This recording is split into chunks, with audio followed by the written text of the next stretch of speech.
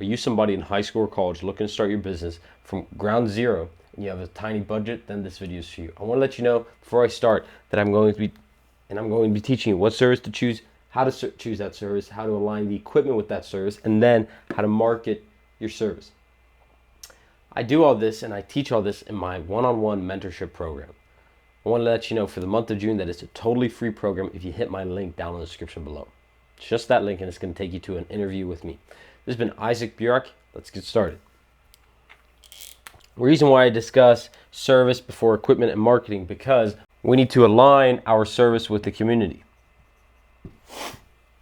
This is going to be done by asking around what needs are present. Most of you guys are going to know this, however, so you don't need to spend days and days on this. You're going to know that lawn care is what's necessary, and you need to then plan out what equipment do I need to capitalize on the jobs that are out there. We know that we need lawn care, so all the time and all the effort that goes into it is just to find out what equipment is needed. And for just a simple guy starting out in lawn care, you need, with the small lawns, you need a push mower, trimmer, blower, maybe a wheelbarrow for leaves or weeds that you're going to pull out, a rake, and small hand tools like that, maybe a shovel. So the equipment that you're going to buy, a push mower. If you're on a tight budget, you can go buy used actually on Craigslist or Marketplace. Used, things you want to look out for is that it's clean, that the blades are sharp. You want to take off the air filter cover, make sure it's clean underneath there. You want to check the oil, that it's not black. You want to check that it starts very easily and does not need choke. So that's such a reason why the carburetor is bad. If you buy used, you'll be able to spend, to get a decent mower, between $100 and $300. That's a top quality.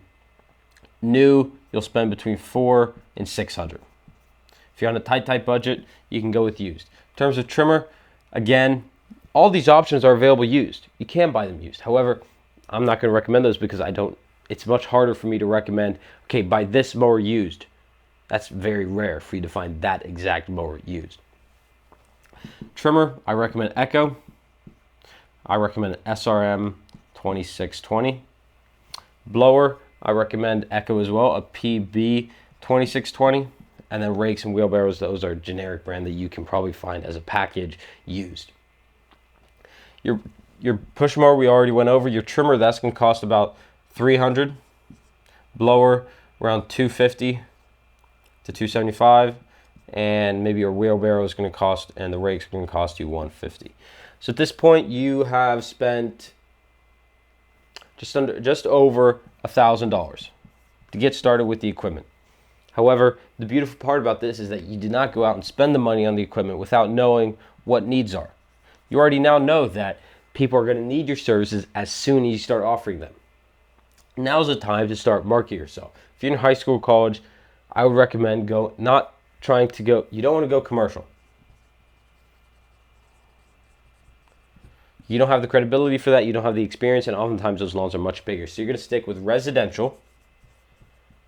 Your marketing strategy is going to be extremely simple. It's just going to focus on the individual job that you want to complete. And if you have a reluctant customer, if you're struggling with customers, you'll be able to actually offer what's called it doesn't have a specific name, but just a first-time mow for free. This is going to get you more customers. It's going to allow customers to test you for how reliable you are, how trustworthy you are, and if you can actually complete what you say you are, what you promise, for a long-term basis.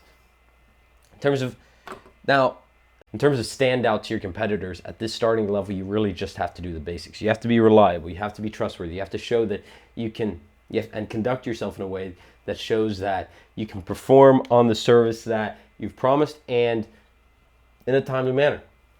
Furthermore, stand out by offering quick communication, be responsive, and after the first mow, you want to do what's called follow-ups. Ask how pleased they were with the job, if they could do it again, if there's other jobs you perhaps could help them with. If this video appealed to you and you can see how a lawn care business is in your best interest to start, and you want to do so starting this summer, then this video is for you. I want you to hit my link down in the description below. Like I said, that's a free program for my one-to-one mentorship program. This has been Isaac Bjork with 2B Green Consulting. Comment down below when you're going to start your business. Not if, when you're going to start. Okay? This has been Isaac Bjork. We'll see you in the next one.